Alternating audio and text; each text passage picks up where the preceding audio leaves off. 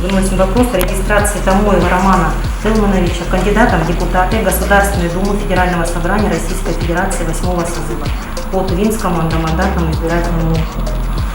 Также проверить документы, представленные кандидатом, никаких противоречий, никаких нарушений не установлено. Поэтому предлагается избирательной комиссии зарегистрировать Томоева Романа Тылмановича кандидатом в депутаты Государственной Думы Федерального собрания Российской Федерации 8-го созыва по Тувинскому одномандатному избирательному округу номер 32, выдвинутого политическая партия Коммунистическая партия Российской Федерации.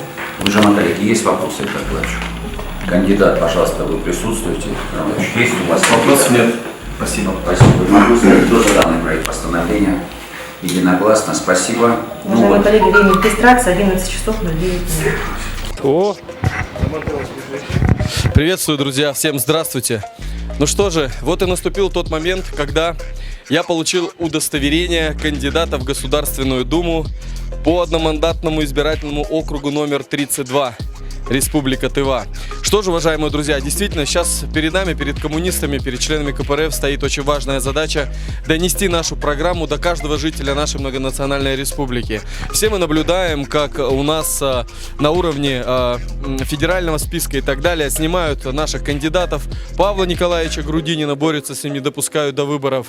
Значит, сейчас устроили репрессивные такие моменты в отношении нашего известного блогера, депутата Саратовской областной думы Николая Бондаренко. Поэтому это все говорит о том, что единственная альтернатива, кто бы что ни думал, кто бы что ни говорил, единственная альтернатива партии власти, так называемая, это, конечно же, безусловно, КПРФ. Вы, если наблюдаете внимательно за интернетом, за сетями, вы, наверное, видите, что ни один человек, ни одной другой партии так не гасят их, не давят их, не пытаются спрятать, не пытаются уничтожить, задавить, как представители КПРФ.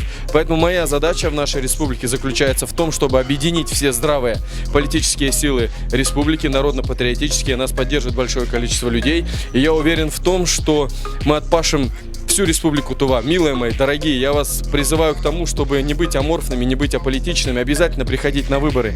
Именно 19 сентября, вот эта красная дата, должно стать красным днем календаря, когда мы победим, одержим свою победу. Всех обнимаю, всех люблю. Меня ждут большие дела. Здоровья вам!